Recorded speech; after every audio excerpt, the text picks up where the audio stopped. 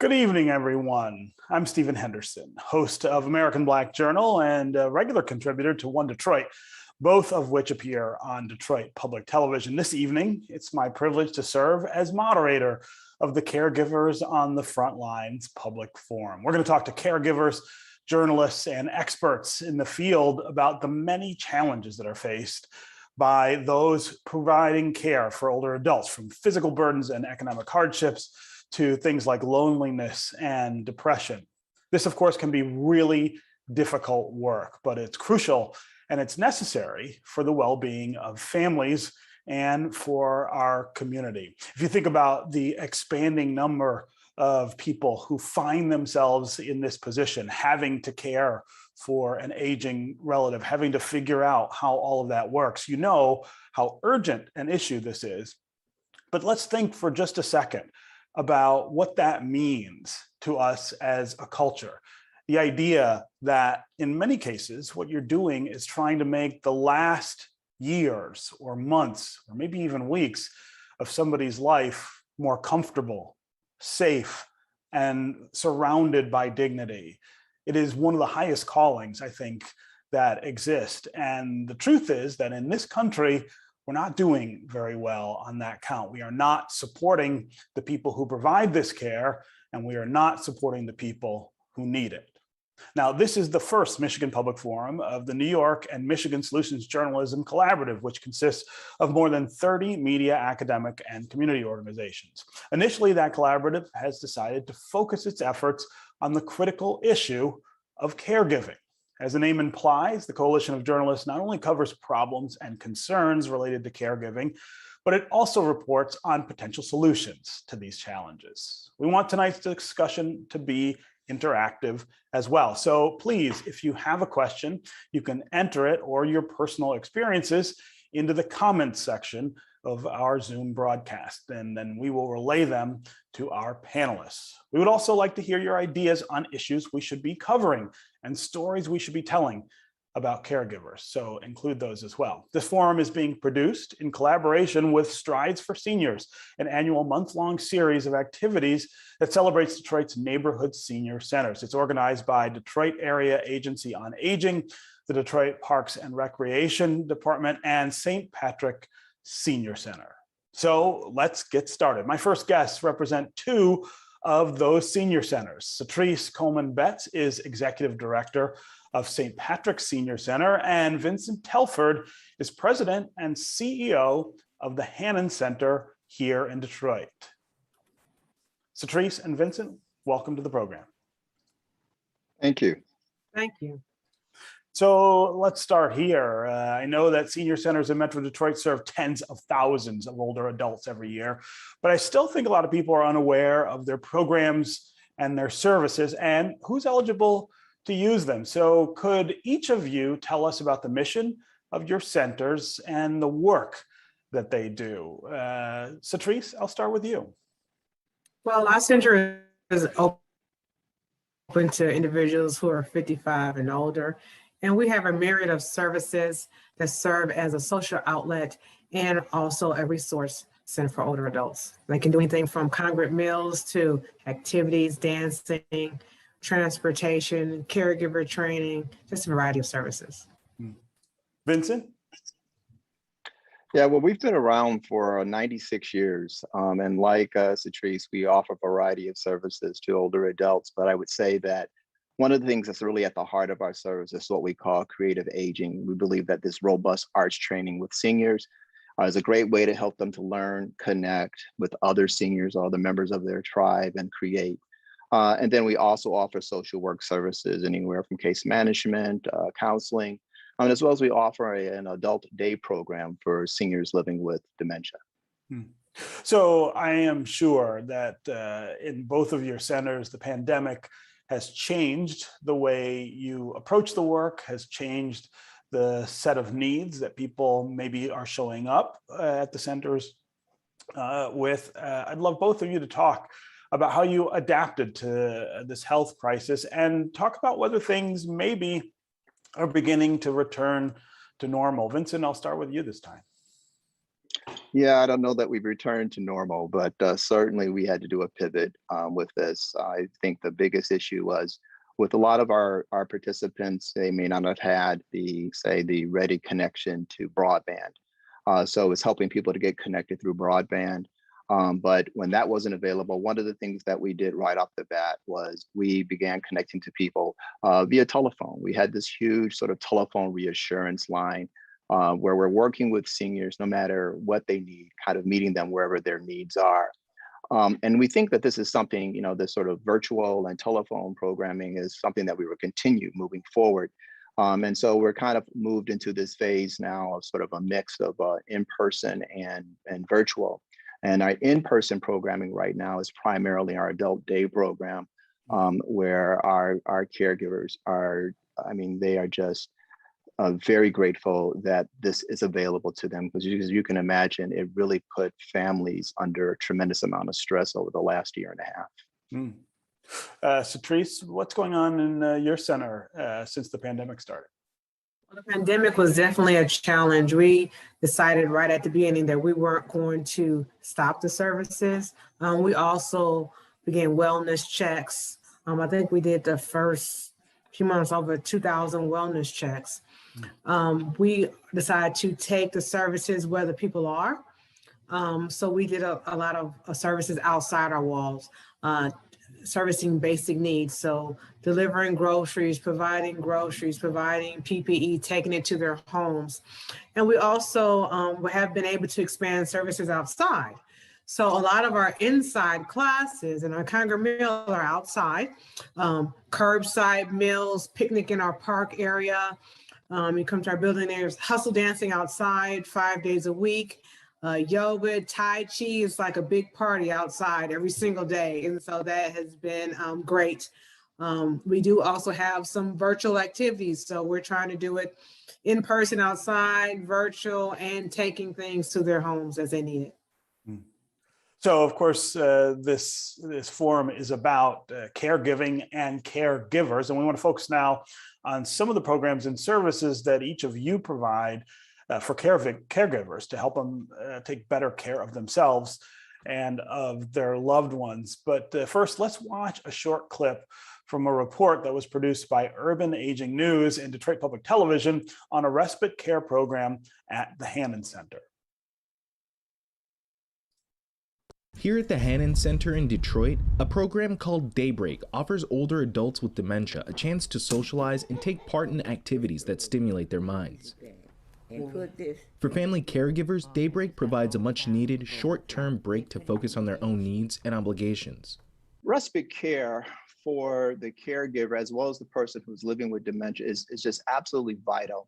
One of the reasons why it's so vital is that it often, the person who is taking care or supporting that other person are oftentimes sicker than the person that they're trying to help. Or they're neglecting their own health in the process. As a caregiver, it helps me because they do things with my mom that I don't do. Like, we do walking and she does like work around the house. But as far as the speech and game playing and stuff like that, I don't do that at home. She wants someone else to talk to besides me. She gets tired of hearing my voice, and then she's in her own communities when she's there. They get each other. I can't fully understand what she is going through, but other people that has dementia fully understand each other. And that is, that's a blessing right there. And also it gives me a chance to get a little breather. Okay, so Vincent, first of all, I love the name that we're using here, respite care. The idea of a respite from the work and the hardship of caregiving. But I wonder if you could tell us a little more about this respite care program that you offer and why it's so important. Yeah, we call it Daybreak because we have a lot of care partners who either are working or they could just be a spouse that's at home that has been with the person living with dementia for 24/7, and they just need a break during the day. And sometimes it's just a few hours, sometimes it could be 5 days a week. But at the end of the day, they have their needs that they have to take care of, and it helps to improve that relationship between the care partner and the person that they're caring for. Our services are very affordable. It's as little as $5 an hour. And I would say that since we reopened, we were closed up until April. And when we reopened, I mean, the number of caregivers that have been calling us, and particularly I saw that that little recording on TV. They've been asking about how do we get into Daybreak, because they need this time for just a little bit of space is what we're trying to give them. So Therese, I know that a lot of people find themselves in these positions very suddenly, and there isn't a lot of support for them to even know what they're supposed to do. But the St. Patrick Center is conducting training programs to help them make what can be a really difficult adjustment. Talk about what those training programs look like. We have 2 training programs, and like you said, a lot of caregivers are ill prepared. It's just things sometimes happen all of a sudden, or sometimes you don't even realize you're a caregiver, and that comes into play. But 2 of our courses are Creating Confident Caregivers, which is a caregiver training program for individuals and caregivers who are the care recipient is living at home with dementia. It is a 6-week program, 2 hours a week, and it's to give them skills to be able to cope, to let them know that they're not alone, to help give them skills and recognize the changes that happen during the process of dementia. The other program is called Powerful Tools for Caregivers. That program does not require the person to have dementia. It's to give them skills so they can develop their self-confidence, learn resources, just master the caregiver program. And it's very stressful on many occasions. So those programs are very needed. They're small groups, and it lets you develop a support system. So it seems to me that even though these programs are geared toward people who are in this situation and trying to figure out how to manage it, increasingly, this is something that maybe everyone ought to know at least a little bit about, if not at least where to get the resources to be able to do, because so many people find themselves in this situation unexpectedly. I wonder what kind of outreach is happening to, I guess just the general public, but also what kind of resources do we maybe need to make sure that more people understand how this works and where they can get help once it actually happens to them? Vincent, how often are you finding that people are reaching out to you before they actually need the help taking care of someone? Most of the time that they don't. Most of the people don't realize they need the help until they are knee deep into the situation.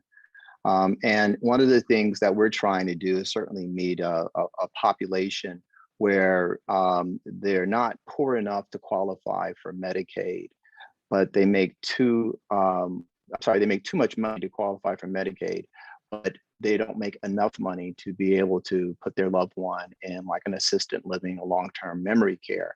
And so what we're trying to do is to meet those individuals who, again, just need some hours. And we try to reach out to them through our Facebook page. We've sent out mailers. As I said, the DPTV certainly really helped out a lot. But as people become aware of it and they realize their situation, because sometimes caregivers don't even realize that they're caregivers. That's another sort of phenomena here. And then when they realize and they can see themselves in the advertising or in the stories, they then begin to reach out to us. So I know we're in the midst of a month-long event to celebrate Detroit's neighborhood senior centers and educate the community about the kinds of things that your centers offer. So Therese, tell us a little more about Stride for Seniors.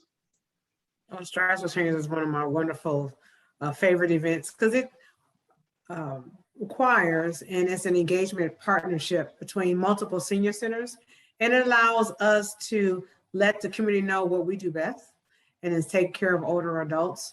And we all support one another with making individuals aware of what resources are available to celebrate aging, that we'll all be here one day, and that those resources are there, that it just helps you find what's available in the community. Yeah. So we do have a question from our audience. Someone says, what are some resources for families who live outside of the large cities who are looking for places for their loved ones? Is this a good network that may exist outside Detroit in the suburbs as well? I'm not sure if you guys know about that, but go ahead. Yes, there. Go ahead, Go ahead, Citrice. I would suggest that they contact their local area agencies on aging. They're a great resource. Detroit has DAAA, Detroit Areas on Aging. You have 1B, you have 1C. And there's also a state resource called MASS, Michigan Association of Senior Centers, and they're a great resources for people who live outside of the major cities. Okay, Vincent and Citrice, I really appreciate you being here this evening. And of course, we all appreciate the great work you're doing and what your teams do to serve the community. Thanks so much for being with us. Thanks for having me. Okay, in our next segment, we're going to turn our attention to the work of the Solutions Journalism Collaborative and what its journalists have discovered as they've covered caregiving in our community. But first, for a little context, let's hear from Larry McClure, a Detroiter who cares for his 90-year-old mother, Minnie. In this short clip from the Detroit Public TV and Urban Aging News and Report, we get a sense of the daily tasks that face a very diligent caregiver and the big payoff in love and gratitude that he receives. As Larry's mom, Minnie, sits resting on her couch, he isn't far away. In fact, he lives in the same building she does to make sure he's close by in case she needs him. Do you need some water for your medicine? I don't need anything right now. So Larry uses this time to get on with the day's chores. Cleaning is part of his regular routine of taking care of his mother. I have to depend on Larry more so now because, see, sometimes when I wake up in the morning time now, if I happen to raise up too quick, then the whole room goes to turning, you know. They say I had a mild stroke at the brain. But with Larry by her side, just an elevator ride away, she feels comfort knowing she'll be taken care of. Well, I just thank God for him. Why is that? Because if it wasn't for him, I would have to get a stranger. And I don't be wanting strangers around me. Larry says taking care of his mom keeps him busy. There's a lot of traveling involved, you know. Bills have to be paid, different doctor's appointments that have to be met. He's my backbone, I'll put it that way. I couldn't have asked God for a better son.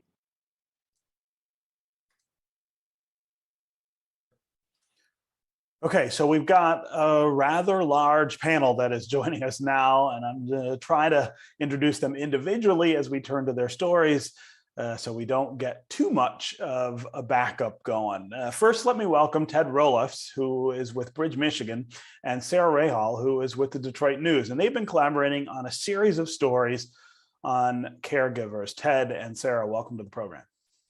Hey, good to be with you. Thank you for having us. So let's start with the issues that affect paid caregivers. Sarah, you and Ted found some really alarming statistics about the current shortage of workers in that profession. The figure you cite is that we need 34,000 more workers right now. And by all predictions, that situation is only going to get worse. So explain what's driving this shortfall and what can be done about it. Absolutely. This is nothing new. That's the first thing we need to say is this was very much expected and is expected to get much worse. There are thousands in Michigan who are in desperate need. We have advocates who are completely exhausting their resources to get people to understand that this long time shortage has exploded during the pandemic. And especially when you're getting paid $12 to $15 an hour and Target is probably offering you more, or fast food is offering you more to do one, I don't want to say simple job, but not take on the huge health risks that caregivers do. It's much more appealing to just do that. It's something that they lack transportation to get to, the resources they need for themselves. And it's a job that many spoke to us about feeling very underappreciated. So there is a desperate need. You know, we looked at the statistics, and most caregivers are women in the middle age of, I think it was 55 to 64, and they mostly need help themselves. 35% were receiving food stamps, 34% were living in affordable housing or lacked affordable housing, and then 22 were below the poverty line. Only 11% lacked a high school education. So it just shows us that the people who are giving our elderly care need it for themselves. Yeah. And it, yeah. Yeah. You also found that the turnover rate among these workers is at an all-time high, 82%. I would imagine that a lot of that is about money, that it's just not worth people's time to be paid this little to do this work. But are there some other factors that also contribute to people coming and going out of this work? I think just from my contact with the people in this profession, it's got to be a combination of the money and the reality of the kind of work that it is. It's difficult. It can be dangerous, especially in COVID. And you hear from these workers, one thing that's a common refrain is, we just want to be appreciated and respected. And when you think about it, the work that they do, if it's for a parent that you have, or someday it might be yourself, you think about how critical this care is, and then you look at how, as a society, we are valuing this. And one of the real ways we do that is by pay. So that creates the dilemma, and it comes back on the people who rely on these caregivers, because they oftentimes have multiple caregivers over the course of a year. And for someone in a fragile emotional or health state, that can be even more difficult. You get to know one person, you like that person leaves and someone else comes, and that person you don't get along with. It's very upsetting for an older person. So those are the realities of how this affects people, both the caregivers and the people that are receiving the care. Sarah, are there some bright spots here? Are there some things we can look to that suggest we can be doing this better? Is there an effort, for instance, to boost the pay of the people who do this work? Absolutely. I think we were talking about the turnover rate before, but we didn't talk about what's going to happen 5 years from now. It's going to be a shortage of about 200,000 workers. And we're only getting older, right? So we know that this is going to be an ongoing problem for some time. Right now, there's a boost pay of $2 an hour. I'm not sure if that's still temporarily on hold, but it's seen as a hazard pay. And even before that, before the pandemic, like Ted said, this was a dangerous job. More accidents were happening with home healthcare workers than coal miners or truck drivers. And it's because they have to lift them up. So what I think is going on now, especially in Detroit, what we found was that training programs were reaching out to youth, to younger workers, to say, hey, instead of going to work at McDonald's or fast food, come to us, do something that's meaningful and that you'll get paid to even train for. So that's a bright spot for sure. Ted can definitely talk to some solutions he found nationwide too that might look towards a better bright spot. Yeah, go ahead, Ted. Well, we did find this was an interesting and innovative program out in New York City, and I think it's unfortunately not going to be easy to replicate, but this is a nonprofit out in New York City, founded, boy, it's been a while since I did that story, but I think it was at least a couple decades ago. They've created a much more supportive and sustaining environment for their workers. They're better paid, they have better benefits, They have mentors that support them. And as a result, their turnover rate is far less than the national average. Again, to come back to that point, it's kind of simple, but the workers feel valued in many ways. Tangible, money, mentor support. They know their work's important, and they know that the place they're working values them, so they stay with the job. I mean, I think that's pretty easy to understand, and the more we can do that, the more likely people are going to go into the field and stay in the field and be better for the people they're caring for. Yeah. Ted, I also want to give you a chance to talk about your look at unpaid caregivers. You quote an AARP study that says there are nearly 1.3 million Michiganders, which is more than 10% of the population here, who serve as uncompensated family caregivers for relatives. That situation, you say, is also likely to get worse as the population continues to age. No question.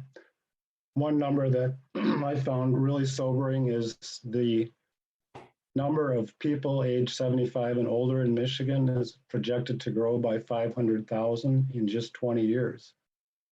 I mean, that's what, from something like 7.5% of the population to 12 or so. Mm-hmm. So more people are going to need care, and the way the demographics work, there's fewer people in turn to be taking care of these people as they age. So the burden now is already there for the unpaid caregivers. And really, until I did research for this article and on the scene reporting, I didn't really appreciate the sacrifices that these unpaid caregivers provide. I think the number that's out there as an average is they spend an average of $7,000 a year themselves in providing care. And on top of that, a lot of these unpaid caregivers end up leaving work early, cutting down their hours at work. So that's an enormous financial sacrifice on top of what, especially the caregivers dealing with patients with dementia, the psychological effect that has on people. It's and so many of these caregivers, I think, as some of your other panelists talked about, they don't know there's help. They're just, all of a sudden, they're in the deep end of the pool, and they don't know where to turn. They don't know there's resources, and they do it all on their own until 4 or 5, 6 years down the road, they're in a difficult situation. So yeah, it's one of the greatest sacrifices of love that people do for family members, but I think it also needs to be understood that these individuals need help. And the more we can do, and I think helping people understand there are resources out there to at least offer some guidance in what to expect, what other resources are out there to help you, would certainly help a lot in this issue. Okay, next, I want to introduce someone who's doing her best to tackle some of these issues. Paula Duran, whose work as the director of Universal Dementia Caregivers was featured in a profile that Ted wrote for Bridge, Michigan, joins us now. Welcome, Paula. Thank you very much. Glad to be here. Mm-hmm. So what led you to this passionate interest in the well-being of caregivers? Well, I cared for both of my parents. My mom had Alzheimer's and dad had vascular dementia. And as a result of that, it's one of those things that it became my role. And I think what happens with a lot of caregivers, family caregivers, is that it's an automatic move. It's like you initially start doing little things, you initially start getting engaged with them, doing things for them. Then all of a sudden you're doing pretty much everything. It becomes a 24/7 job for you. And in that process of going through that journey, and I want you to know how amazing it was, but how amazing it was. So it was just awful on one side because there were days you had no time for yourself. And with them having dementia, there were moments where you felt like you didn't even know what to do. It brings about a helplessness. And you know, us independent people, we don't want to feel helpless, but there's so many gifts in the caregiving process and the joy of honoring them and sacrificing with them and walking the last journey. I think you said it's really something special. And I view it as a gift to be a caregiver. And not everybody can do it. And so that's why it's so important to me that I became an advocate, a trainer. I've designed programs.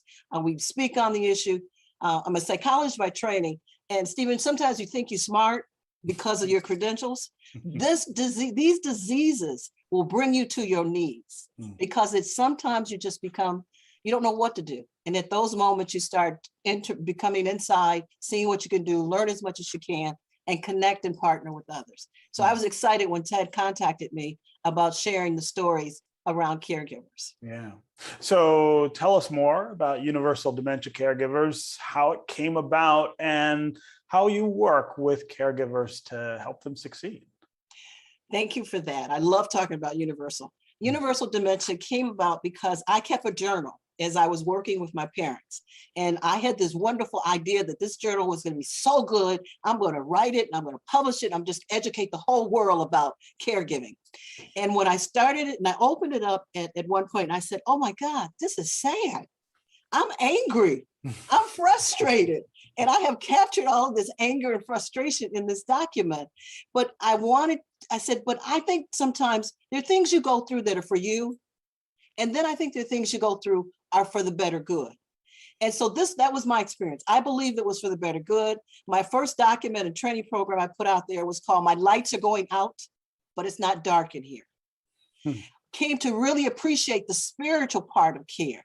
Caring is so much more than giving a bath or the task at hand, of which are essential, but it's also part of nurturing the person and you growing and learning together and understanding you're on the journey together and your lives kind of parallel each other for quite some time.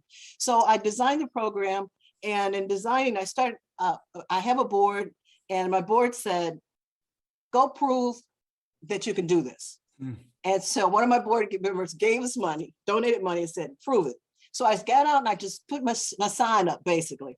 And we do a full day boot camp. And our boot camp is outstanding. And we do this where we teach you the program we designed that's currently used through Wayne State and a number of other different organizations and we're also going for a number of other recognitions for the program. But in the process, you learn about you first, because you need to know, can I do this work? Because not everybody can do this work. Especially when you start to talk about dementia, people struggle with the fact that they don't remember my name. Or they may start cursing at me and they've never cursed at me before in their lives. And you can bring that. And so we've got very common experiences, but not the same experiences. So we offer a boot camp, which is a full day, and you have to be a current unpaid caregiver. We want to be in the room together so that what you do, you can and learn and experience, you can actually go utilize that knowledge the next day. And then we normally do a 30-day follow-up. So we cover, I'm a caregiver, what it means to be a caregiver, all of the issues and challenges around caregiving. We understand ourselves. We talk about dementia in particular, disease, and what to expect and the experiences. We talk about walking the last journey with someone, because our loved ones are going to die at some point, and we need to be able to have that conversation.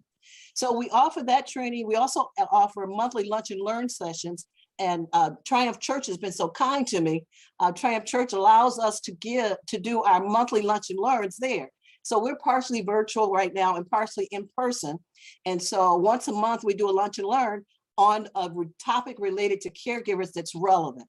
A helpful plug, the 29th of September, we're doing one.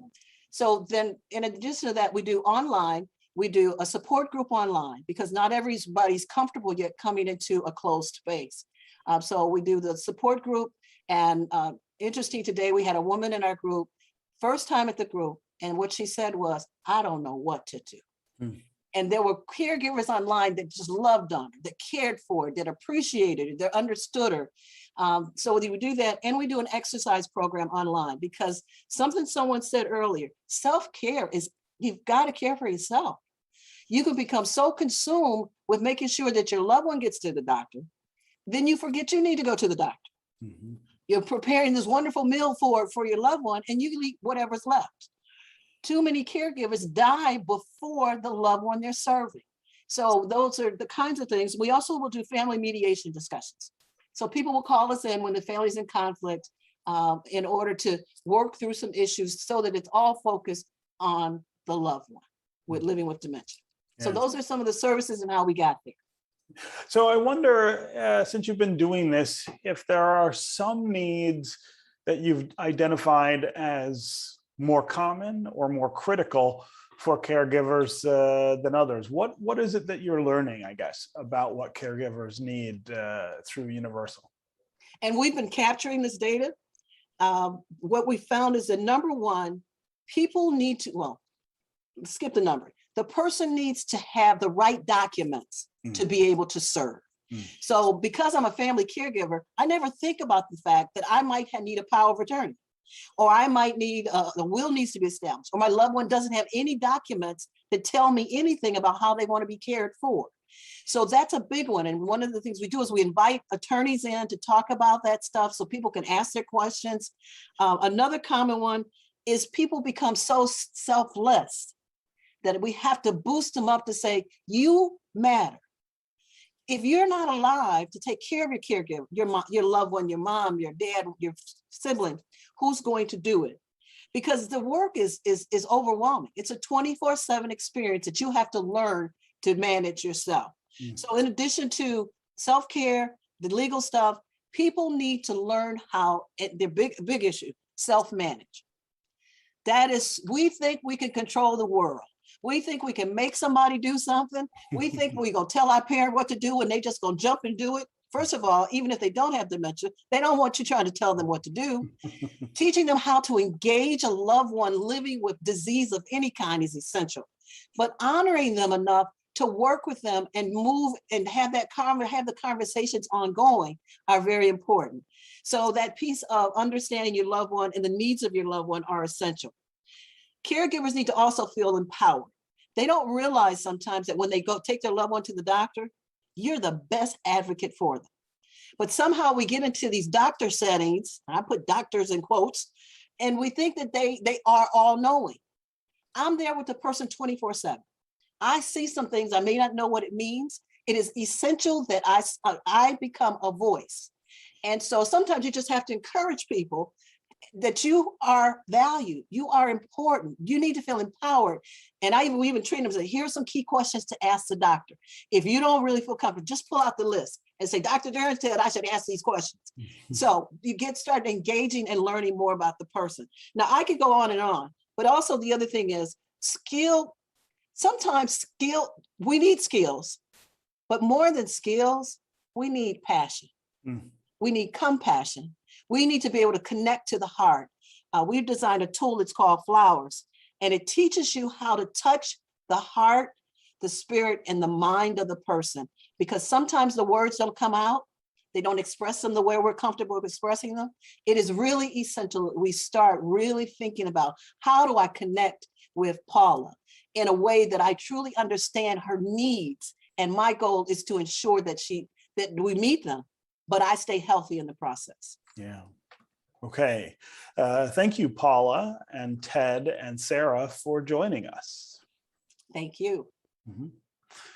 So our next panelist is George Pitchford. Like Paula and like Larry McLemore from our earlier video, George took care of a loved one for years. George, welcome to the program. Thank you very much. So tell us how you became your wife's caregiver. So my wife of 52 years, her name was Betty. She was diagnosed with Alzheimer's in 2013. And over the course of the next 5, 6, 7 years, well, she passed in 2020. Over the course of the next 5 or 6 years, she got progressively worse. Part of this time, we had professional persons coming in, caregivers coming in, and in 2018, she was placed in a nursing home. And of course, that I went to see her every day, with the exception of about 2 days for a year and a half. Then, of course, the pandemic hit, and I could not go to see her. But that was sort of the course. And if I could mention, one of the things that made this so traumatic, I'd like to just add a little context here. My wife was really a spirited person, and to watch her morph from a person who was director of special ed in the Pontiac school system, and who was a trained clown, was a person who taught quilting and sewing, who engaged in calligraphy and was an avid reader. To watch her over that course of that period of time just drift into a person that barely knew me was quite traumatic. Yeah. I'm really sorry about all of that. But it sounds like over time, even though it might have taken a while, you figured out how to navigate the system and to make sure that your wife was getting the services that she needed. Can you tell us about that process of getting to the place where you felt like she was well taken care of? Well, first thing, as I'm listening to the panelists tonight, I wish I had known about Mr. Tifford and Miss Coleman Betts beforehand, because it was quite a laborious task to navigate through this if you are not up on how the system really works. And I wasn't. I first went to a neurologist who made the diagnosis in 2013. And this may sound unbelievable, but perhaps some of the professionals know about this, but the neurologist had no idea where to direct me to. And so I sort of did by happenstance, started asking people and looking on the internet, came upon the Alzheimer's Association, and did finally get in touch with support groups and that kind of thing. But it was a difficult path getting to that point. But I did start to get into this a little bit better as I became familiar with the disease itself. That was through books. But I have nothing but praise for the Alzheimer's Association and their support groups, because I learned so much about, and I was listening to Dr. Duren, and well, let me tell you, she's dead on point there, how I had to learn to get into my wife's space because she no longer could come to mine. And I figured out real early in the game that if there's going to be any peace and if I can be of any help to her, I'm going to have to go to her where she is, because she was no longer able to come up to where I was. In other words, a little affirmation I always use: never try to infuse logic into a situation that's not based on logic. That logic is out the door.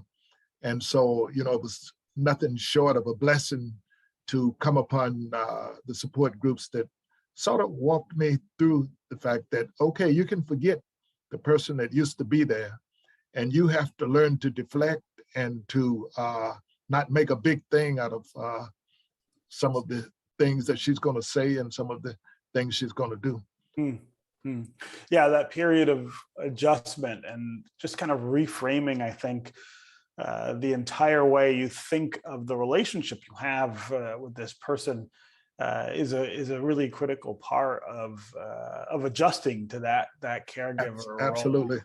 Yeah. Absolutely. So what are some of the big takeaways that you discovered that you would want to share with fellow caregivers? What are some of the things you know now that you would say to somebody who's at the beginning of this process? Well, I could refer them to groups that I didn't know about. That would be the first thing. But something that's a touch spiritual to me, I came across the other day. And as Dr. Duran also was saying, this is something a little bit greater than just the day-to-day, I take care of you and hope that you get through the day. There's something a little bit deeper than that. And I think this is this little thing I came across that I wrote shortly after she passed, which said, work to build good thoughts and memories. It is almost inevitable that one soulmate will lead the other one with just thoughts and memories. And so that's something that's down the road, and may not be right directly to the question you're asking, but man, does that help out to know that you have lived the kind of life where you can feel that you did all you could for her, and that you can think back on all the good times that you had. And it's almost like Stephen Covey says, begin with the end in mind. You really need to start working on that right now, because if you're a couple, almost invariably, one of you will leave before the other one. Yeah. But some of the real things are some of the things that are mentioned. Takeaways would be, just skip, short circuit some of the stuff that you hear. Again, the neurologist was telling me about head injuries and whatnot, and why don't you go to a support group of that kind? And boy, there's a disconnect in there somewhere.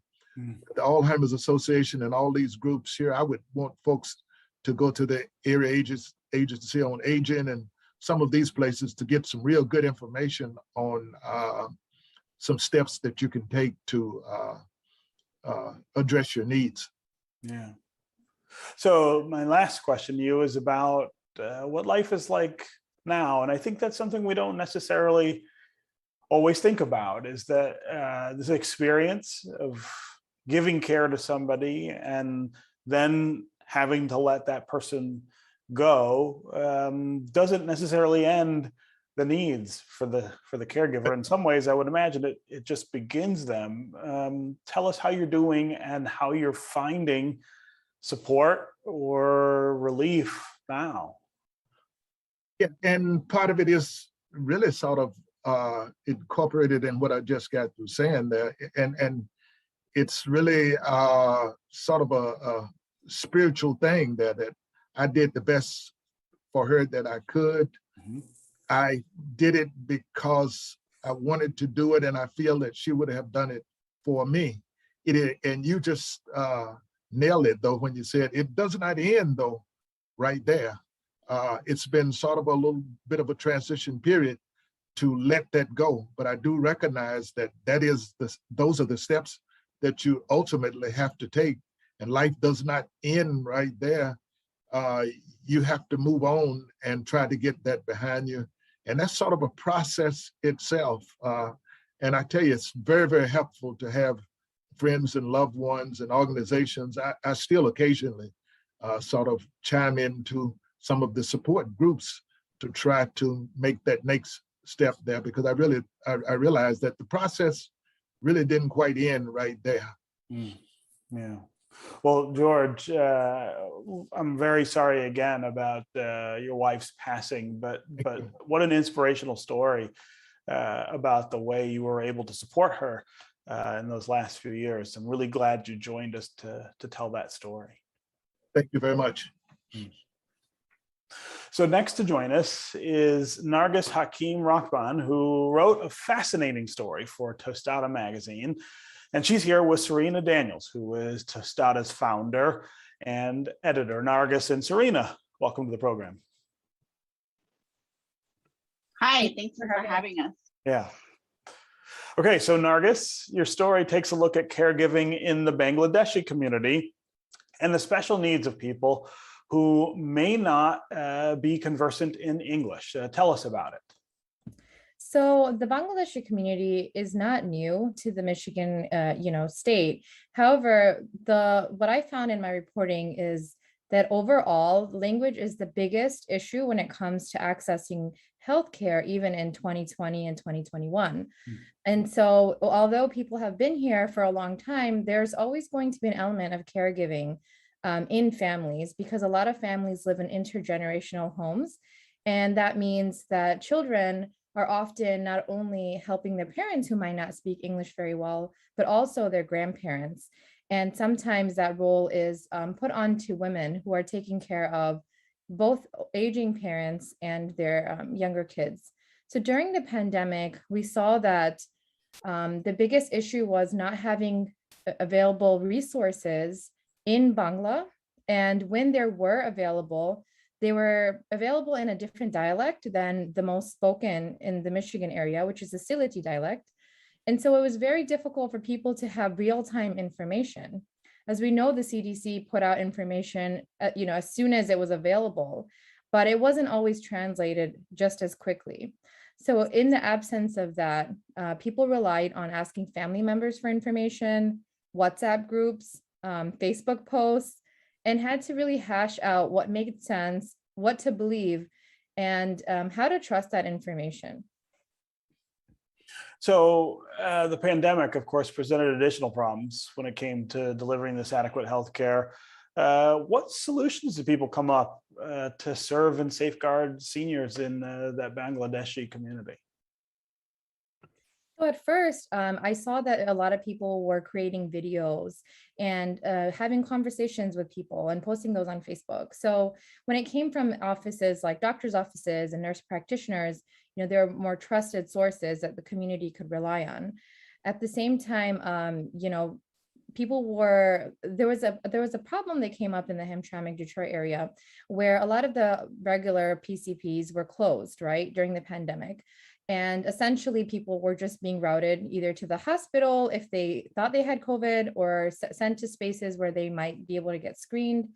And one of the local doctor's offices, which actually takes care of children, their children's clinic of Michigan, they started seeing an influx of Bangladeshi women coming to that clinic just for regular care, but also to get information about COVID. They just wanted a trusted face and someone they can speak to learn more about the pandemic and COVID-19 and how to protect themselves. And so we saw that women were taking initiative and people were taking initiative to get that information, even though it wasn't readily available.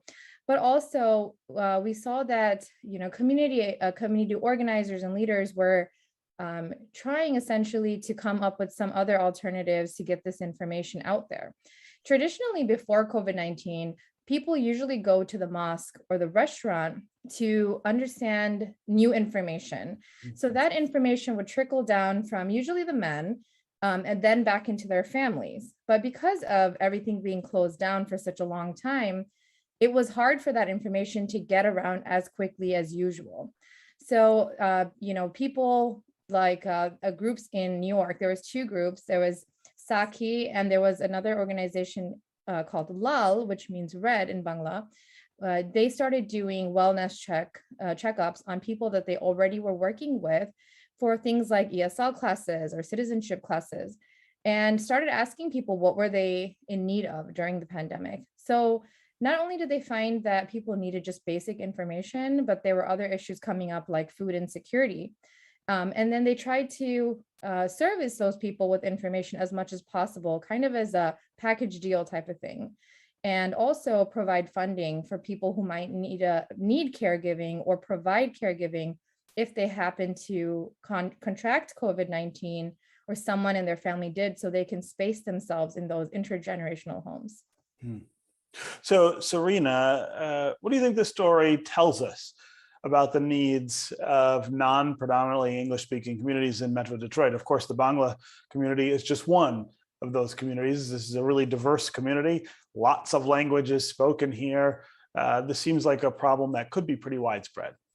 Oh yeah, definitely. And to be clear, Metro Detroit is home to the third largest Bangladeshi community in the country, trailing only DC and New York. And so, and yet there's really a dearth of reliable news information available in Bangla and catered or focused to the community. And so that was one of the reasons why I, commissioned the story to Nargis. She had received a fellowship to cover issues around aging. And it just made perfect sense, because if we, as like an alternative people or community of color focused publication, if we're not able to provide this information, who will? Yeah, I mean, it was pretty widespread. I mean, looking at language barriers across the board, Spanish speaking community is very similar. And you see the issue blow up in all areas, whether it's caregiving, the coronavirus, the elections, mask wearing, getting vaccines. A lot of communities will turn to, like Nargis said, WhatsApp or Facebook or TikTok, all these like alternative media platforms.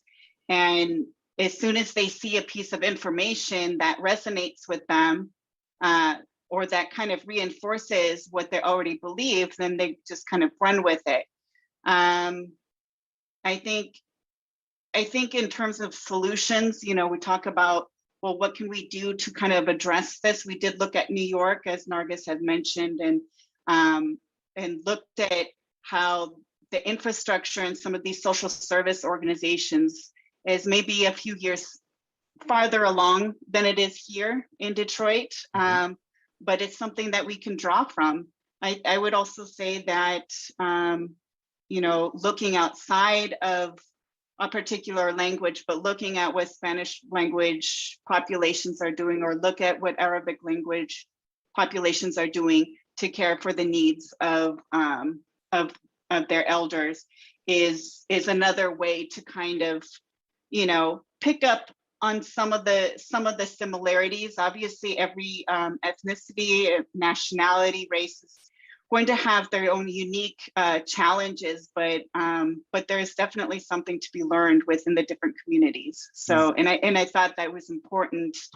Again, looking at you know, just a little background about Tostada magazine. You know, we really focus on looking at the communities that make Metro Detroit what it is, and communities that don't necessarily get a lot of kind of representation in popular media, and providing that resource. Yeah, talk a little more about the role of media in trying to bridge some of these gaps, and you know how well local media is attending to that need.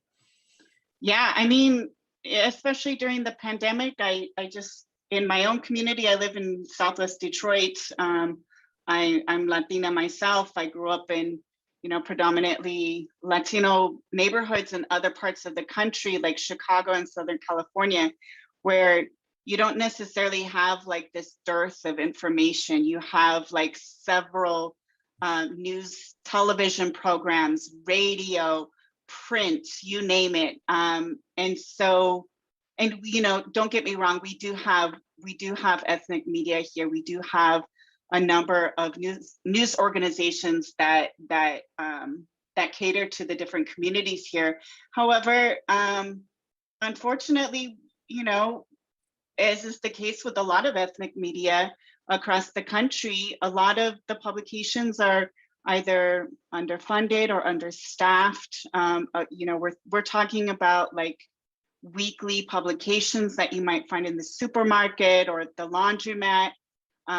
Very small staff, very small advertising dollars, so they can't necessarily afford to like completely, you know, relaunch and serve the community in ways that we're accustomed to now. You know, we're starting to see that. You know, New Michigan Media, they have some of their outlets that are doing some interesting things. Latino Press, for example, starting to get a little bit more comfortable online and with social media and whatnot. However, that mentality of like breaking news, of like being that source of service journalism, it's still a long ways. And I think we're starting to see, like Nargis mentioned, just different ways that as independent media organizations, we're like, okay, well, we can do a Facebook Live. We can, you know, create infographics and share it on Instagram. There are things that we can do that might not like fit that traditional bubble of media. But hey, we have to do whatever we can. We have to try things out and see what works. Yeah. Okay, Serena and Nargis, thanks for joining us here on the program. Thanks for having us. Yeah. Thank you. And I want to thank the other journalists and our other guests for their valuable insights and all that they contributed to this conversation. We're going to go to our final panel now. And before we do, I want to remind you that if you've got a question, if you want to share a story about caregiving, you can do that in the chat on our Zoom broadcast. You can also do it on the Facebook page for Detroit Public Television, where this is being broadcast as well. So for our final panel, we're going to take a look at caregiving from a national perspective. President Biden originally proposed that a sizable part of his infrastructure legislation be allocated to support caregiving. But as the bill winds its way through Congress, of course, the fate of that part of the funding is really uncertain. So to discuss all this and to look at other similar policy issues, we have with us Mike Killian, who is New York State editor for Gannett and executive editor of the Rochester Democrat and Chronicle. Mike, welcome to the program. Stephen, thank you. It's great to be here. And I want to thank everyone who's spoken already. It's a very moving testimony to the issues that families and communities face. Yeah. Also with us is Eric Lawrence, who's a staff writer at the hometown Detroit Free Press. Eric, welcome to the program. Hi, thanks, Stephen. Good to be here. And Madeline O'Neill is the USA Today Network Maryland reporter. Madeline, welcome to the program. Thank you for having me. I'm an out-of-towner here, but thanks. So Mike, I'm going to start with you. I understand that you and Peter Badia, who's the editor of the Free Press, are heading up a project for the collaborative that explores the current policy debates around caregiving at the federal level. Talk about that effort and what you hope to accomplish in this reporting. Sure. Thank you, Stephen. We know with the infrastructure bill that is being kicked around in Congress and all of the social services spending the Biden administration is contemplating, the caregiving is a central part of what the Biden administration would like to address for all of the reasons that we've heard this evening in this discussion. And while not every detail has been worked out or made public, the funding, extensive funding, we're talking hundreds of billions of dollars that could go to support caregiving, really comes down to two baskets. One is to expand access to long-term care services, particularly to allow those who need care to receive that care at home from even a loved one or a personal care attendant, and not necessarily in a nursing home or institution. And the other piece of the puzzle is to help caregiving jobs become worth having. At a time with a worker shortage, the gap in caregiving workers is greater than ever because of two reasons. One, they don't pay well. And two, these are very difficult jobs with unusual hours, and you are feeding, caring for, bathing, dealing sometimes with mental health issues or dementia. And there's a lot of stress and strain, particularly if you're earning $12 an hour, $15 an hour, whatever it might be. So those are the two kind of legs of the plan. And they raise real questions. We know when Washington wants to spend lots of money on a program, sometimes it can lead to great change in society. Sometimes it can lead to a lot of recriminations that money was wasted. And in here, you have some specific obstacles. We have an aging nation, and it's only going to get older in the years and decades to come. You have a caregiving workforce that is often female and persons of color and new Americans, very much often on the fringes of society and not really a group with political clout, so to speak. You also have cultures. Latino culture is a great example, Arab American, but there's many where the tradition is to care within the family, not necessarily to feel comfortable with outside caregivers helping. So can the spending of money and the outreach to communities help provide support in these communities? We in Rochester did a solutions story about a program in Chicago where they were reaching out to Latino family caregivers, and they did studies and they showed that often the caregivers themselves are showing early signs of dementia, and almost certainly because of their need and the stress and the strain of what they do. So that there's a question there, and then will the money be spent effectively? And Eric and Maddie are looking more specifically at aspects of, things that might be in this plan, what might be done already on those lines, and how effective might they be or scalable. Yeah.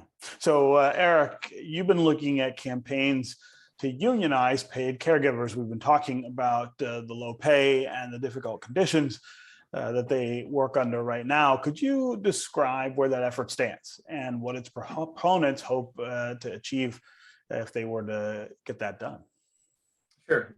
Yeah, there are efforts to unionize workers in home care. It's a challenging area in particular. If you think about the kind of work we're talking about and the kind of dispersed nature of the workplace, it's not like going into a plant and people know each other, they see each other.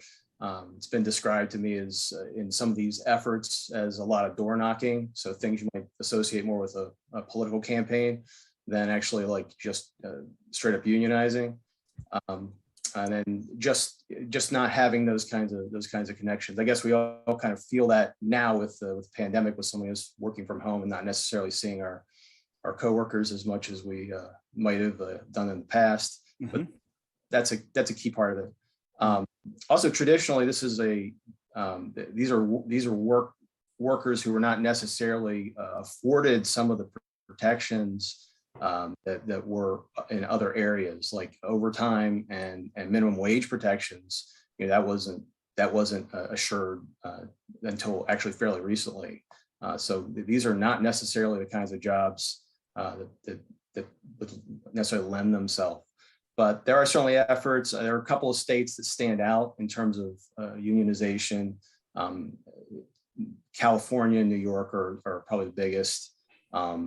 And then there's a handful of other states that also are factors. But nationwide, it's really concentrated in just a few states.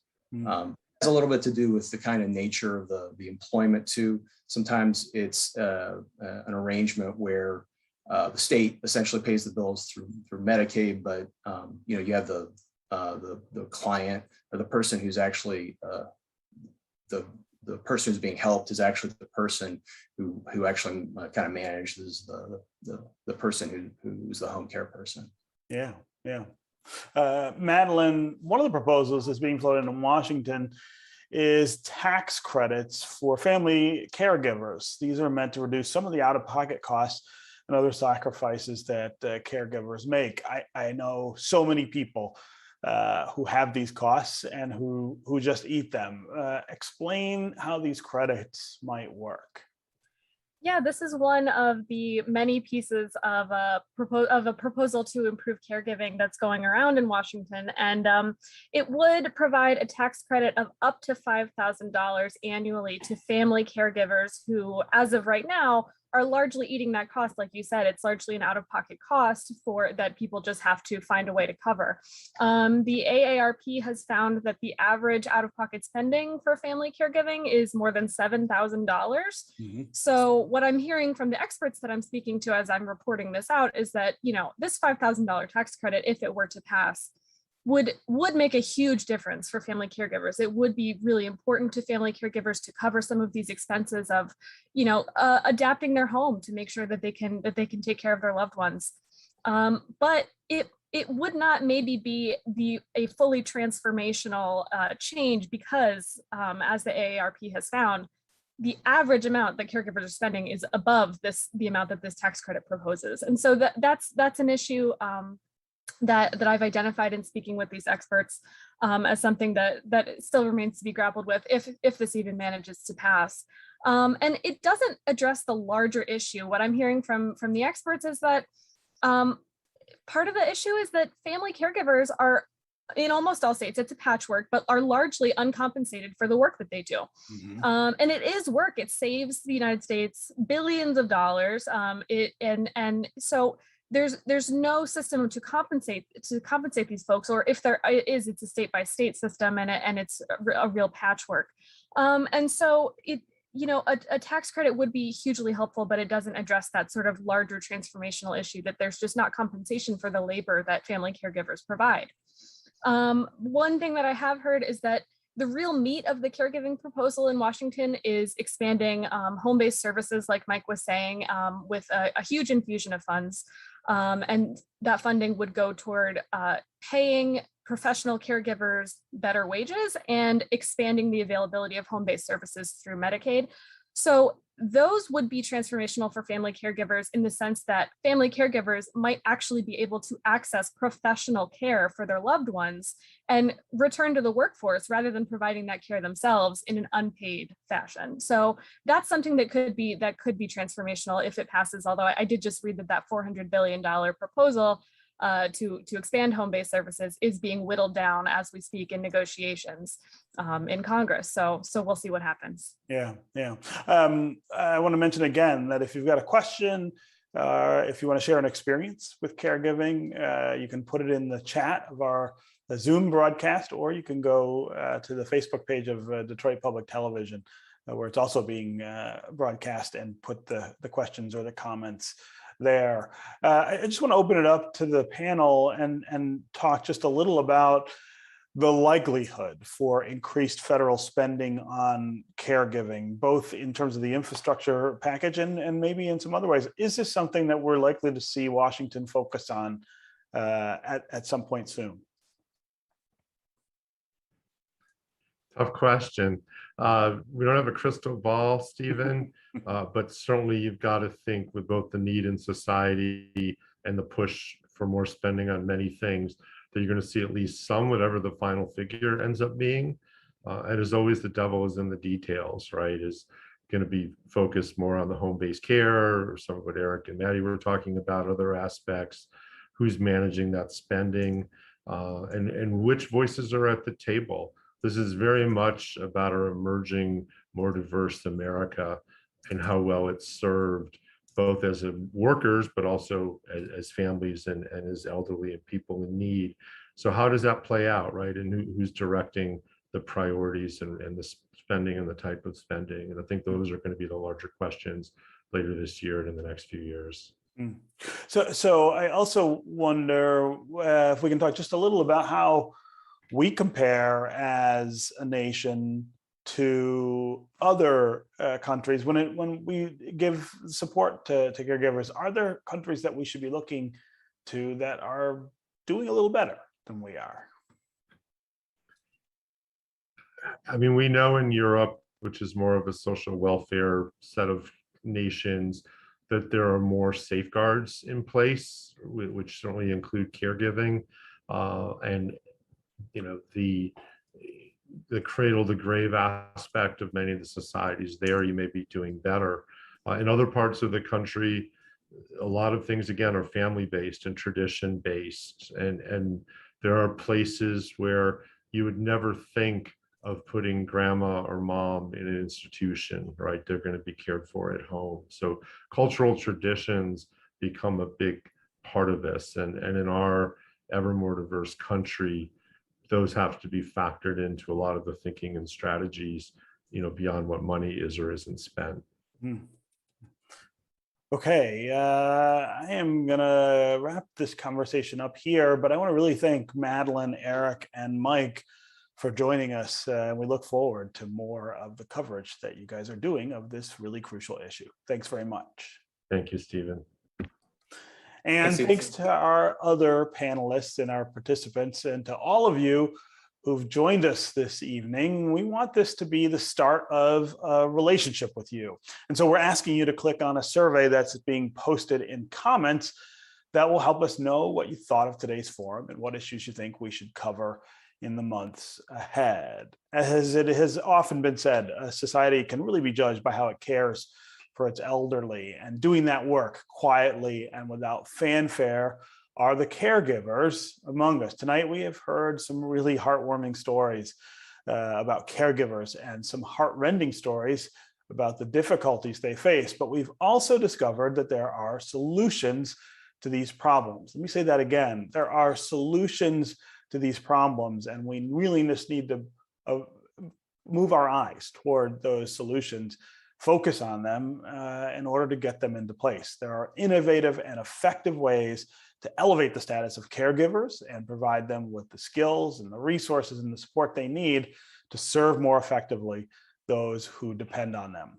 If you want to learn more about the solutions we discussed and to read the fine journalism produced by the New York Michigan Solutions Journalism Collaborative, you can visit nymisojo.org or the NYMISOJO Facebook page. Even better yet, you can read, listen to, watch, and support the fine media organizations who make up the collaborative. At no time, perhaps in our nation's history, have we needed local journalism more than we do right now. Thanks again. This is Stephen Henderson wishing you a great